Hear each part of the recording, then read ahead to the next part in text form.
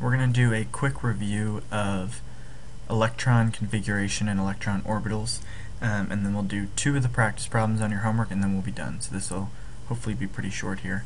So the first thing to remember are the types of orbitals. So there were 4 main orbitals that we learned about. What are they? So hopefully you're remembering there's S, P, D, F. And each of these can hold a certain amount of electrons. So I want you to be thinking about how many electrons can each of these hold.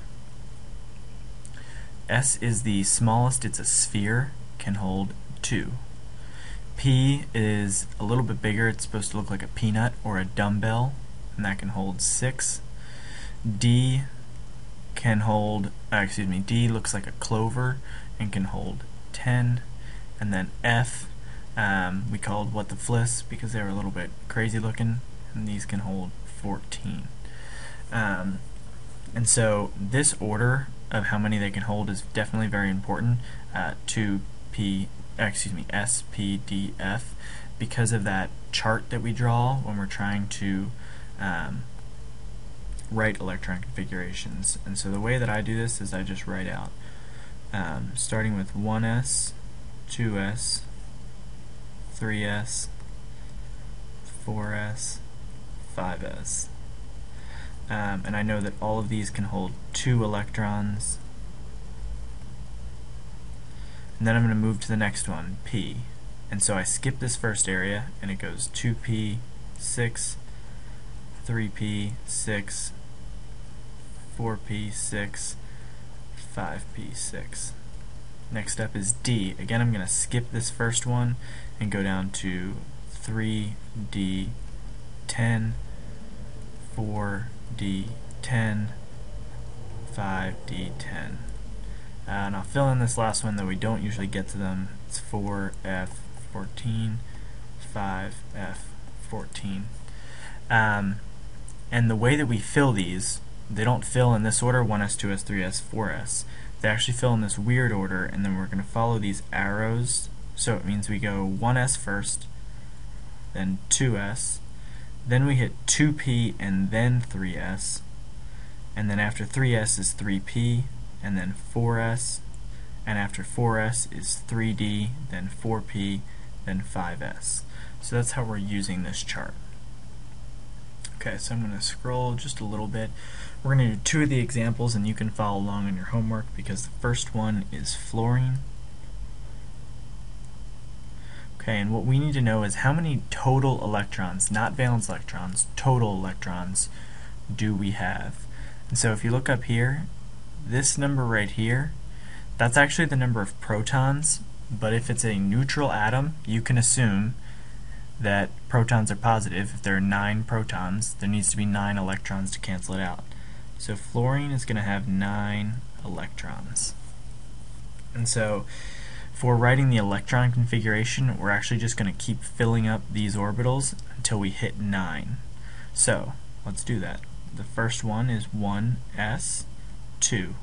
I can definitely fill up 2 because I have 9 electrons. 2s is next.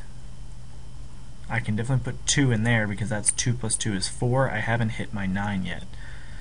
Next step is, so I follow that arrow, and then here, 2p6.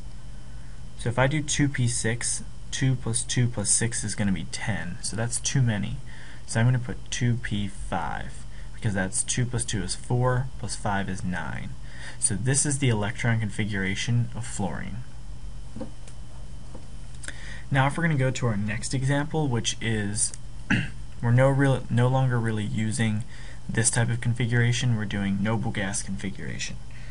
And for this example, we're going to do phosphorus, and this is also on your homework. And so for this type, what you're going to do is you're going to find phosphorus right here, and you're going to go backwards until you hit the first noble gas, which is neon. And so this is basically a shortcut. We're saying, okay, everybody could figure out what the electron configuration of neon is. It's going to have a full orbital because it's this last one, it's got a full octet. So we're going to start out with neon.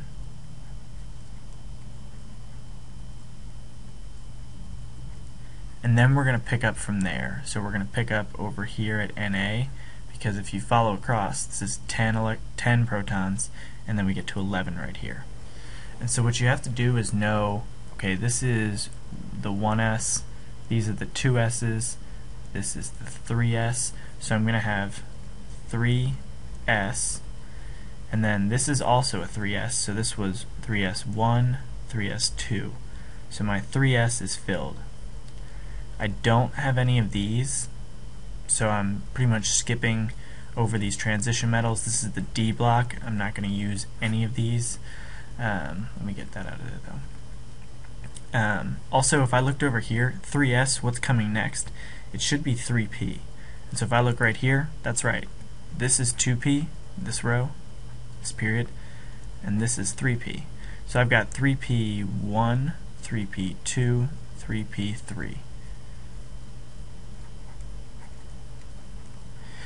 And so that would be the noble gas configuration of phosphorus. And if you wanted to do a quick check to compare it to the electron configuration, phosphorus has 15 electrons. So 15 electrons. I'm going to quick fill this in, but it would be 1s, 2, 2s, 2, 3p, 2p's. Oops. 2p6, 3s2, 3p3. 2 plus 2 is 4, plus 6 is 10, plus 2 plus 3 is 15. And so you can see, like, this is exactly the same as this. All I did was make a shortcut for that part.